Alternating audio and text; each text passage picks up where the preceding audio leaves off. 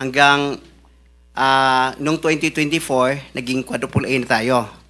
Pero dumaan pa kami ng single A noong 2011 hanggang nag-triple A tayo ng 2017 hanggang naging quadruple A tayo ng 2024.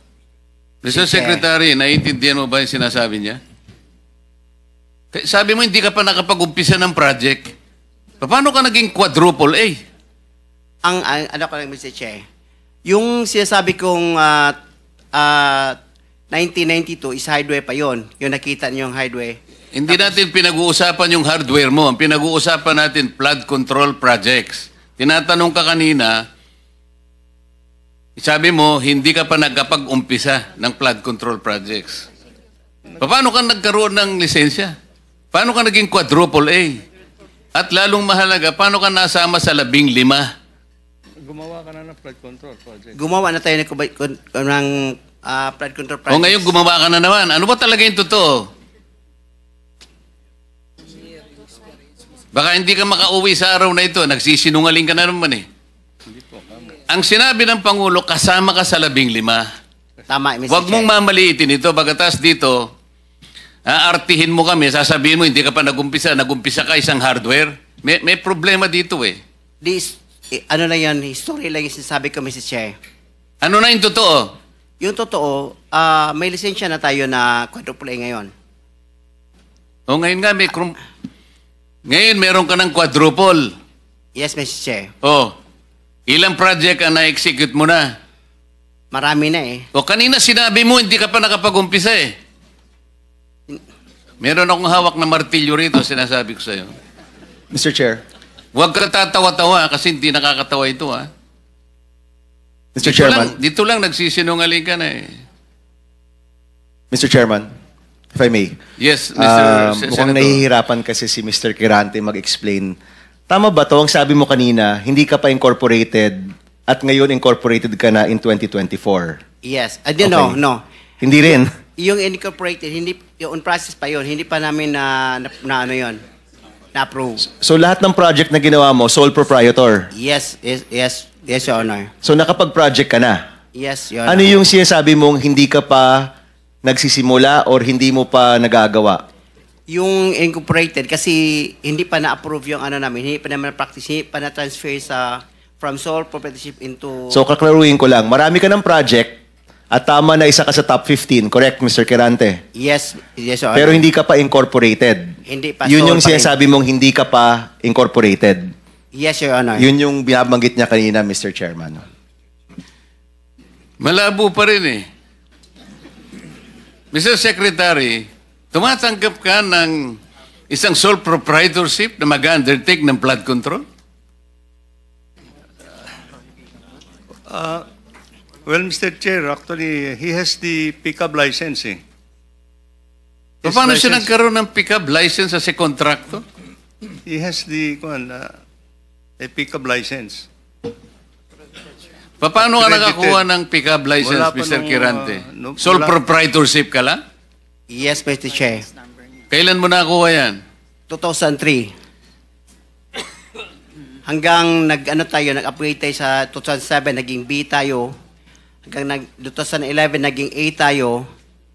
Yung 2017, naging triple A tayo.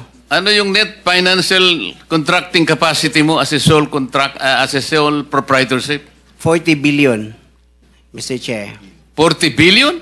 Yes, Mr. Chair. Yung financial statement mo, padala mo sa amin.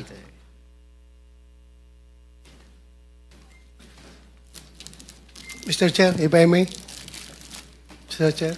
Teka muna, si Senator JB muna para matapos natin lahat. Quick lang para sa kanya.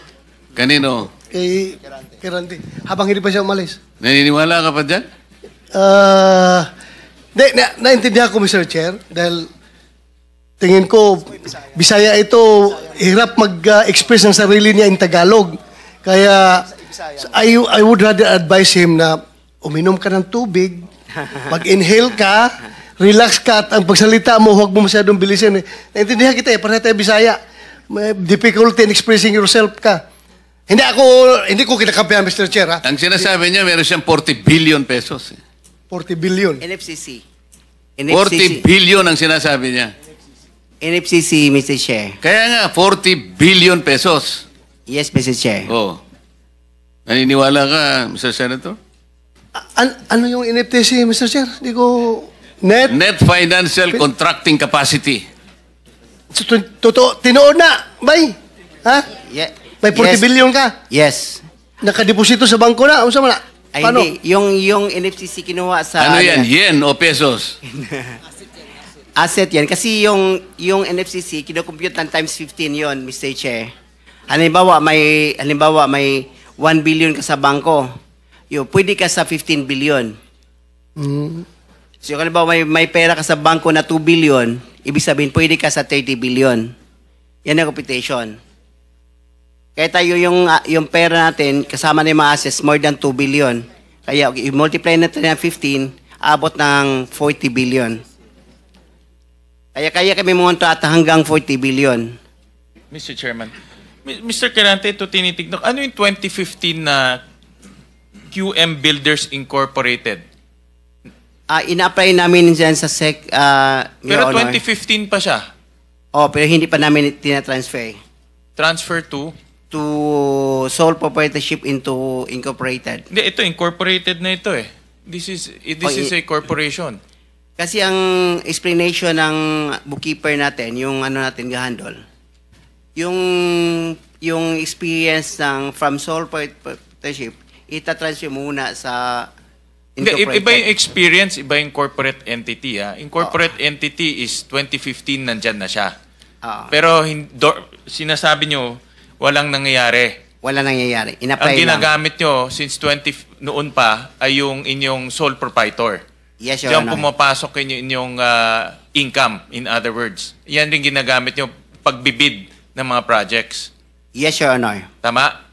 Ganun pa? Ganun ba ho ang interpret? So, dalawang entity, yung sole proprietor at yung incorporation.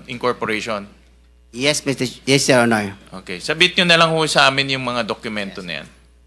Thank you, Mr. Chairman. Senator JB? Thank you, Mr. Chair. Mr. Chair, siguro ang gusto natin dito, aside from the accountability that we're looking for, ang gusto natin ma-achieve in aid of legislation. Mr. Chair, I have the second bill that I filed in this Congress is a comprehensive master plan for infrastructure development. Na kahit sino po ang maging presidente, when it comes to infrastructure, especially big ticket items, dapat po tuloy-tuloy.